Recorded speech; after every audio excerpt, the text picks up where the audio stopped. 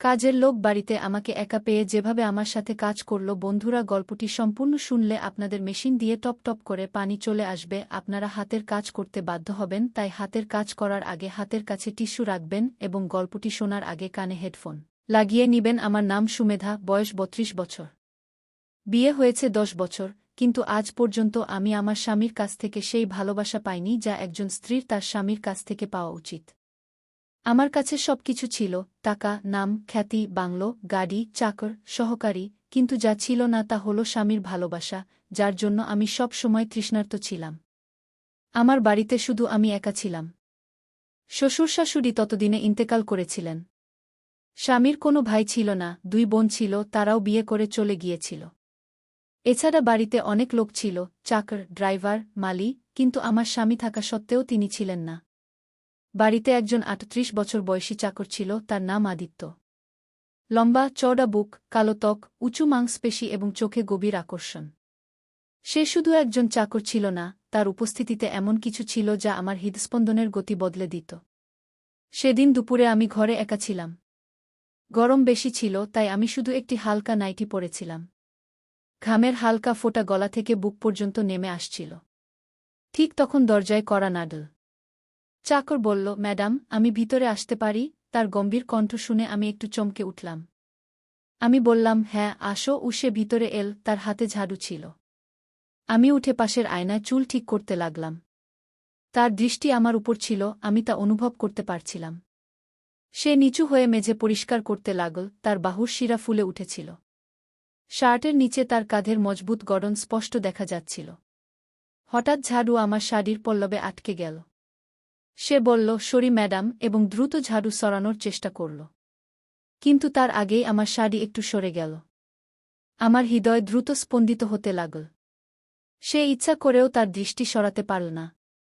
আমি চাইলেও কিছু বলতে পারলাম না। ঘরে একটা অদ্ভুত গরম অনুভূত হচ্ছিল, কিন্তু তা শুধু আবহাওয়ার কারণে নয়। সেই মুহূর্তের পর কিছু বদলে গিয়েছিল। আদিত্যের চোখে এমন কিছু ছিল যা আগে ছিল না, বা হয়তো ছিল কিন্তু আমি কখনো অনুভব করিনি। তার দৃষ্টি আমার থেকে সরছিল না, আর আমার শ্বাস দ্রুত হতে লাগল। আমি তাড়াতাড়ি শাড়ির পল্লব ঠিক করলাম এবং নিজেকে সামলে নেওয়ার চেষ্টা করলাম। বললাম, আদিত্য, বাইরে যাও। আমার কণ্ঠ মৃদু ছিল, কিন্তু তাতে একটা কম্পন ছিল যা আমি নিজেও অনুভব করতে পারছিলাম। সে কিছু না বলে ঝাড়ু নিয়ে চলে গেল। কিন্তু সে চলে যাওয়ার পরও ঘরের বাতাসে সেই অনুভূতি থেকে গেল। সেই রাতে ঘুম যেন চোখ থেকে কয়েক মাইল দূরে ছিল। আমি বারবার পাশ ফিরলাম, কিন্তু মন অস্থির ছিল। শরীরে হালকা ঘামের আস্তরণ ছিল, যা আরও অদ্ভুত অনুভূতি দিচ্ছিল। কখনো পা চাদর থেকে বের করলাম, কখনো নিজেকে গুটিয়ে নিলাম। ভিতরে কিছু যেন উথালপাথাল করছিল, হয়তো সেই অনুভূতি যা এতদিন অদেখা ছিল, কিন্তু এখন সব সীমা ভেঙে ফেলতে ব্যস্ত ছিল। আমি জানালা থেকে তাকালাম, আদিত্য তখনও বাইরে ছিল। তার মজবুত বুক থেকে ঘামের ফোঁটা পড়ছিল, আর সে তার চুলে আঙুল বুলাচ্ছিল। হঠাৎ আমার দৃষ্টি তার হাতে পড়ল, মজবুত, শিরাউচানো হাত। সে তার বুকের ঘাম মুছছিল, আর কেন জানি আমার শ্বাস নিজে থেকেই সঙ্গীত বন্ধ হয়ে যাচ্ছিল। রাত তখন ১২টা বাজে গিয়েছিল এবং সেই রাতে হঠাৎ আমার রুমের এসি কি হয়েছিল জানি না, এটি বন্ধ হয়ে গিয়েছিল। আমি আদিত্যকে ডাকলাম এবং সে চলে এলো। সে বলল, বলুন ম্যাডাম, কি হয়েছে? আমি বললাম, আমার রুমের এসি চলছে না, বাইরে থেকে কোনো মিস্ত্রি ডেকে এটিকে ঠিক করিয়ে দাও। সে বলল, জি ম্যাডাম, এখনই যাচ্ছি। প্রায় আধা ঘন্টা পরে সে ফিরে এলো এবং বলল, ম্যাডাম, এত রাতে কোনো এসি ঠিক করার লোক পাওয়া যাচ্ছে না, মাফ করবেন ম্যাডাম। এখন তো কাল সকালেই এসি ঠিক হবে। এবং সে চলে গেল। যেই সে গেল, যেন আমার রুহ আমার শরীর থেকে বেরিয়ে গেল। আমি এখনও তার জন্য অপেক্ষা করছিলাম, কিন্তু সে আসেনি। তারপর সকালে আমি তাকে বললাম, যাও এখন এসি ঠিক করার লোককে নিয়ে এসো। সে নিতে গিয়েছিল, কিন্তু বলল, ম্যাডাম, সে প্রায় আধা ঘন্টায় আসবে। আমি বললাম, কিন্তু আমার খুব গরম লাগছে। সে দরজার কাছে দাঁড়িয়েছিল, তার চোখে গভীর দীপ্তি ছিল, তার শক্ত হাত চৌকাঠে ঠেকানো ছিল, এবং আমি তার নিঃশ্বাসের হালকা গরম অনুভব করলাম। তারপর সে বলল, যদি চান তাহলে বাইরে লনে বসে পড়ুন, ঠান্ডা হাওয়া বইছে। সে বলল, কিন্তু আমি জানতাম এই গরম শুধু হাওয়ায় ঠান্ডা হবে না। আমার ভেতরে একটা অদ্ভুত অস্থিরতা ছিল। আদিত্যের পুরুষালী ভাব, তার রব, তার গভীর কণ্ঠস্বর, সবকিছু আমাকে সেই মানুষের কথা মনে করিয়ে দিচ্ছিল যে একসময় আমার জন্য ঠিক এমনই ছিল। আমার স্বামী বিশাল, যে এখন শুধু নামের সম্পর্ক। আমি আদিত্যের দিকে তাকালাম, কিন্তু আমার মনে বিশালের ছবি ভেসে উঠল। আগে যখন সে আমার কাছাকাছি আসত, আমার কোমরে হাত দিত, তখন আমার নিঃশ্বাস ভিজে যেত। সে আমাকে তার বাহুতে জড়িয়ে ধরলে আমি একদম গলে যেতাম। সে আমার চোখে তাকালে আমি ভুলে যেতাম দুনিয়ায় আর কেউ আছে। কিন্তু এখন যখন সে বাড়ি আসে, শুধু ফোনে ব্যবসার কথা হয়। এখন আমার চোখের খোঁজ, আমার অর্ধেক তৃষ্ণা তার চোখে পড়ে না। এখন যখন আমি তার বাহুতে যাই, সে শুধু একটা আনুষ্ঠানিকতা পালন করে, একটা মেশিনের মতো, যাতে না কোনো চাহিদা আছে, না সেই পুরনো ব্যাকুলতা। এখন সে আমাকে স্পর্শ করে না, যেন আমি একটা পুরনো বই হয়ে গেছি, যা আলমারিতে রাখা আছে কিন্তু কখনো খোলা হয় না। কিন্তু আদিত্য, তার চোখে সেই টান ছিল যা আমার ভেতরে একটা ভুলে যাওয়া আগুন জ্বালিয়ে দিচ্ছিল। আমি আমার গলা পরিষ্কার করে বললাম, তুমি যাও, তোমার কাজ করো। সে হালকা হাসল, কিন্তু তার চোখ সব বলে দিল। ঠিক আছে ম্যাডাম, বলে সে চলে গেল। আধা ঘন্টা পরে এসি ঠিক করার লোক চলে এলো এবং সে ঠিক করে চলে গেল। পরের দিন বিশাল বাড়ি আসার কথা ছিল, কিন্তু আমি জানতাম সে আমাকে 1 সেকেন্ডও দেবে না। আমি দুপুরে রান্নাঘরে দাঁড়িয়েছিলাম। সে বলল, শোনো, আমার শার্ট প্রেস হয়েছে? সে আমার দিকে না তাকিয়েই জিজ্ঞেস করল। আমি বললাম, হ্যাঁ, আদিত্য প্রেস করে এনেছে। বিশাল প্রথমবার নজর দিল আদিত্যের দিকে। আমি বললাম, হ্যাঁ, সেই নৌকর যে তোমাকে কখনো দেখা যায় না। বিশাল আমার দিকে তাকাল, তারপর আদিত্যের দিকে, যে লনে গাছে পানি দিচ্ছিল। ঘামে ভেজা শরীর, শক্ত বাহু আর সেই চকচকে আকর্ষণ। আমি জানতাম এই মুহূর্তে বিশালের চোখ যা দেখছে তা একজন পুরুষের দৃষ্টিতে দেখছে। বিশাল বলল, তুমি এটাকে বেশি কাজ করিও না, আমি অন্য নৌকর রাখাব। বিশাল বলল। আমি হালকা হেসে বললাম, কাজে ক্লান্ত হয় মানুষ, কিন্তু তোমাকে কি জানি ক্লান্তি কি জিনিস? বিশাল কিছু বলল না। সে কি জানবে আমিও এখন ক্লান্ত হয়ে পড়েছি অপেক্ষায়, অর্ধেক ইচ্ছায়, আর সবচেয়ে বেশি একটা নামের সম্পর্কে। বিশাল আমাকে একদৃষ্টে তাকাল, কিন্তু আমি নত করলাম না। প্রথমবার হয়তো আমি চাইছিলাম সে অনুভব করুক যে আমি এখন শুধু তার নাম নিয়ে বাঁচতে পারব না। একজন নারী শুধু টাকায় নয়, ভালোবাসা আর চাহিদায় বাঁচে। সে কিছু বলতে যাচ্ছিল, ঠিক তখনই আদিত্য ভেতরে ঢুকল। ঘামে ভেজা, হাতে ভেজা কাপড়, আর টি শার্ট এতটাই আটকে গিয়েছিল যে তার বুকের পেশি স্পষ্ট দেখা যাচ্ছিল। সে বলল, ম্যাডাম, লনের কাজ শেষ, এখন আমি ভেতরের পরিষ্কার করে দিই। তার গম্ভীর কণ্ঠে সেই গভীরতা ছিল যা আমার নিঃশ্বাসের গতি বদলে দিত। বিশাল তাকে উপর থেকে নিচ পর্যন্ত দেখল। হয়তো প্রথমবার সে বুঝতে পারল যে আদিত্য শুধু একজন নৌকর নয়, একজন পুরুষও। বিশাল বলল, না থাক, এখন বাইরে গিয়ে গাড়ি পরিষ্কার করে দাও না। আদিত্য আমার দিকে তাকাল, এবং আমাদের চোখে চোখে দেখা হল, এবং আমার আঙুল নিজে থেকেই সঙ্গীত হয়ে গেল। তারপর আমি রান্নাঘরের দিকে এগিয়ে গিয়ে নিজেকে সামলানোর চেষ্টা করলাম। ভেতরে গিয়ে ঠান্ডা পানি বিশালকে বলা হল, একটু আমার কথা শুনবে?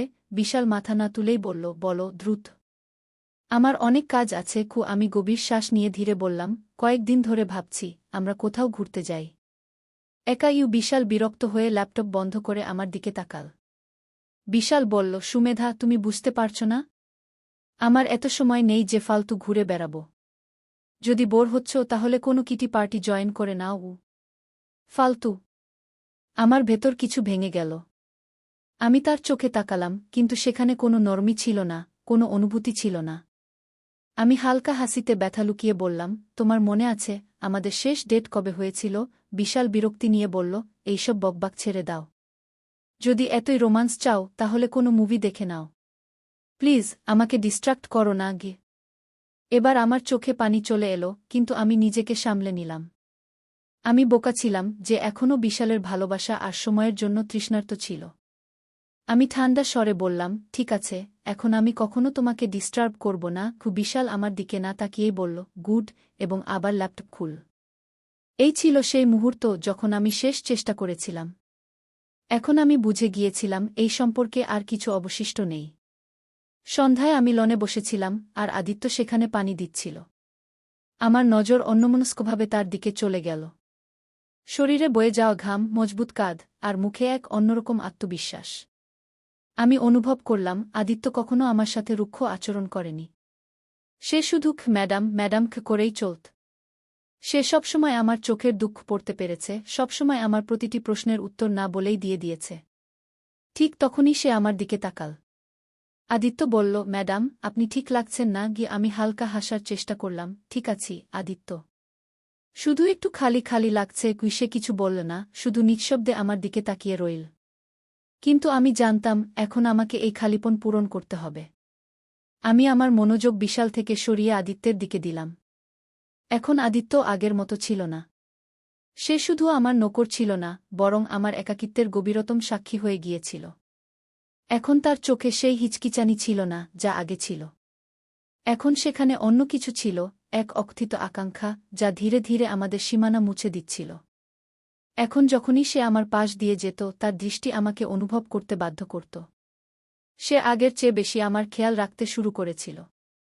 যদি আমি ক্লান্ত থাকতাম, তাহলে না বলেই আমার জন্য ঠান্ডা পানি নিয়ে আসত। যদি আমার তবিয়ত ঠিক না লাগত, তাহলে হালকা স্বরে জিজ্ঞাসা করত, ম্যাডাম, মাথা টিপে দেব? যদি আমি দুঃখিত থাকতাম, তাহলে শুধু পাশে দাঁড়িয়ে থাকত। যেন এখন সে আমার নীরবতা পড়তে শিখে গিয়েছে। একদিনের কথা, গরম খুব বেশি ছিল, আর আমি ক্লান্ত ছিলাম। শাড়ির পল্লু একটু ঢিলা করে আমি নিজেকে একটু আরাম দেবার চেষ্টা করলাম। নাজুক গলায় কিছু ঘামের ফোঁটা চমকাতে লাগল, আর আমি ঘাম মুছতে তোয়ালে খুঁজছিলাম। ঠিক তখনই আদিত্য এগিয়ে এসে বলল, ম্যাডাম, নিন। আমি দেখলাম তার হাতে ঠান্ডা ভেজা কাপড়। আমি তা নেবার জন্য হাত বাড়ালাম, কিন্তু সে নিজেই কাপড়টা আমার কবজিতে রাখল। তার আঙুল হালকা করে আমার ত্বক স্পর্শ করল, আর এক অদ্ভুত শিহরণ আমার ভেতর দিয়ে ছুটে গেল। আমি চমকে তার চোখে তাকালাম। সে এখন আমাকে একজন নকরের মতো নয়, একজন নারীর মতো দেখছিল। পরদিন সন্ধ্যায় আমি লনে বসেছিলাম। হালকা বাতাস বইছিল, কিন্তু আমার হৃদস্পন্দন দ্রুত ছিল। ঠিক তখনই আদিত্য ভেতর থেকে বেরিয়ে এলো, শার্টের উপরের দুটি বোতাম খোলা, ঘামে ভেজা চকচকে ত্বক, আর মজবুত কাঁধ। সে আমার কাছে এসে দাঁড়াল। আদিত্য ধীর স্বরে বলল, ম্যাডাম, আপনার খুব গরম লাগছে। আমি হালকা হেসে বললাম, তুমি কিভাবে জানলে? সে নিচু হয়ে টেবিল থেকে পানি আমি কেঁদে ফেললাম, আর্তনাদ করে। আমি বললাম, আমার কারও প্রয়োজন আছে। আদিত্যও। আমি তার প্রশস্ত বুকের সাথে লেগেছিলাম, তার উষ্ণ নিঃশ্বাস আমার গলায় লাগছিল। তার শক্ত হাতগুলি ধীরে ধীরে আমার পিঠে জড়িয়ে ধরল। আমি কাঁপা গলায় বললাম, আমি খুব একা আদিত্য। বছরের পর বছর এই সম্পর্কে, এই বাড়িতে আমি শুধু নামের স্ত্রী হয়ে থেকেছি। কেউ আমাকে বোঝে না, কেউ আমার প্রয়োজনীয়তার খেয়াল রাখে না। আমি ধীরে ধীরে তার মুখ আমার হাতে নিলাম। কিন্তু তুমি তো আমাকে বোঝো না আদিত্য। আদিত্য চুপ ছিল, কিন্তু তার চোখ অনেক কিছু বলছিল। কিছুক্ষণ নীরবতার পর সে আমার হাত তার হাতে শক্ত করে ধরে ফেলল। আদিত্য ধীরে বলল, যখনই আপনি দুঃখিত হতেন, যখনই আপনার চোখে হতাশা দেখতাম, আমার ব্যথা হতো। ম্যাডাম। তার গলার আওয়াজ ভারী ছিল, যেন বছরের ব্যথা তাতে ভরা।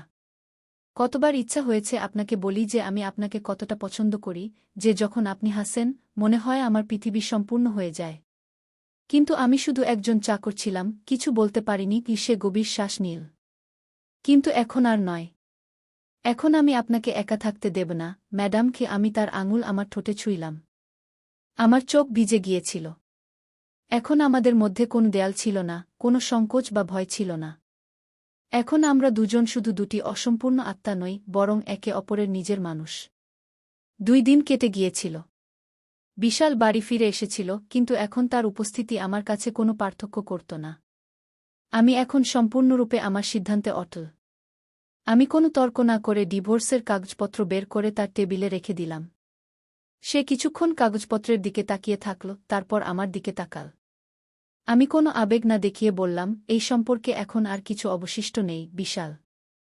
আমরা দুজন শুধু একটি ভান বজায় রেখেছি। বিশাল কোনো প্রশ্ন করল না, কোনো রাগ দেখাল না। সে কলম তুলে নীল এবং নিঃশব্দে কাগজে সই করে দিল, যেন সে বছরের পর বছর এই মুহূর্তের অপেক্ষায় ছিল। আমি হালকা হাসি দিয়ে বললাম, এই সিদ্ধান্ত আমাদের দুজনের জন্যই সঠিক। বিশাল মাথা নাড়ল, হ্যাঁ সুমি। সম্ভবত এটা অনেক আগেই হয়ে যাওয়া উচিত ছিল। ঠিক সেই দিনই আমি বিশাল থেকে আমার অংশ নিলাম এবং এই শহর ছেড়ে যাওয়ার সিদ্ধান্ত নিলাম। এখন আমি অন্য কোথাও যেতে চেয়েছিলাম, যেখানে আমি শুধু কারও স্ত্রী নই, বরং একটি সুখী নারী হয়ে থাকতে পারি। আমি একটি নতুন শহর বেছে নিলাম, নতুন বাড়ি নিলাম, এবং সবচেয়ে বড় কথা, আমি আদিত্যকে আমার সাথে নিয়ে গেলাম। এখন সে শুধু আমার চাকর ছিল না, এখন সে আমার সঙ্গী ছিল। আমরা কোনো ধুমধাম ছাড়াই সরলভাবে বিয়ে করলাম। এখন আমি এমন একজন নারী ছিলাম যাকে তার সঙ্গী তার চোখে ধরে রাখত। এখন কোনো অবহেলা ছিল না, কোনো অভিযোগ ছিল না। এখন যখন আমি ক্লান্ত হতাম, আমার জন্য একটি কাঁধ থাকত। এখন যখন আমি হাসতাম, আমার হাসিতে কেউ শরিক হতো। বিয়ের কয়েক মাস পর আমার জীবনের সবচেয়ে বড় সুখ এল, আমি গর্ভবতী ছিলাম। যখন আমি এই খবর আদিত্যকে দিলাম, তার চোখ খুশিতে জ্বলে উঠল। সে আমাকে তার বাহুতে জড়িয়ে ধরে হালকা হাসি দিয়ে বলল, এখন আমি তোমাকে কখনো একা রাখব না। কি কয়েক মাস পর আমি যমজ 2 ছেলের মা হলাম। এখন আমার জীবন সম্পূর্ণ ছিল। এখন আমার কোনো অভাব ছিল না। আমি পেয়েছি ভালোবাসা, পেয়েছি সময়, পেয়েছি সম্মান, এবং সবচেয়ে বড় কথা, পেয়েছি আমার সত্যিকারের সঙ্গী। যখনই আমি আমার যমজ সন্তানদের কোলে নিয়ে বসতাম, আদিত্য আমাকে দেখে হাসত। এখন আমি বুঝতে পারতাম যে আমার সিদ্ধান্ত একদম সঠিক ছিল। আমি বিশালের সাথে থেকে শুধু নামের স্ত্রী ছিলাম, কিন্তু আদিত্যের সাথে আমি একটি সুখী নারী ছিলাম। কারণ ভালোবাসা এবং সম্পর্ক জবরদস্তিতে চলে না, তা গড়ে ওঠে আপন করে নেওয়ার মাধ্যমে। তাই বন্ধুরা, এই গল্প থেকে আমরা শিখতে পারি যে একজন নারীর শুধু গাড়ি, বাড়ি, চাকরবাকর বা টাকা প্রয়োজন হয় না, তার প্রয়োজন তার স্বামীর ভালোবাসা, সময় এবং সম্মান। যদি একজন নারীর কাছে ধন-দৌলত, আরামায়েশ সব থাকে কিন্তু তার স্বামীর ভালোবাসা এবং সঙ্গ না থাকে, তাহলে সে ভিতর থেকে সম্পূর্ণ খালি হয়ে যায়।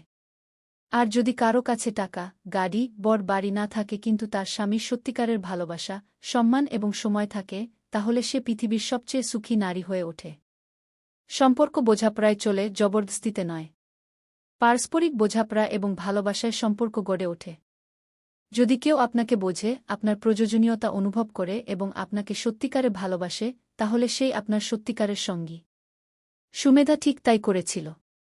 সে সেই মানুষটিকে বেছে নিয়েছিল যে তাকে আপন করে নিয়েছিল, যে তাকে সব অবস্থায় খুশি রাখতে পারত।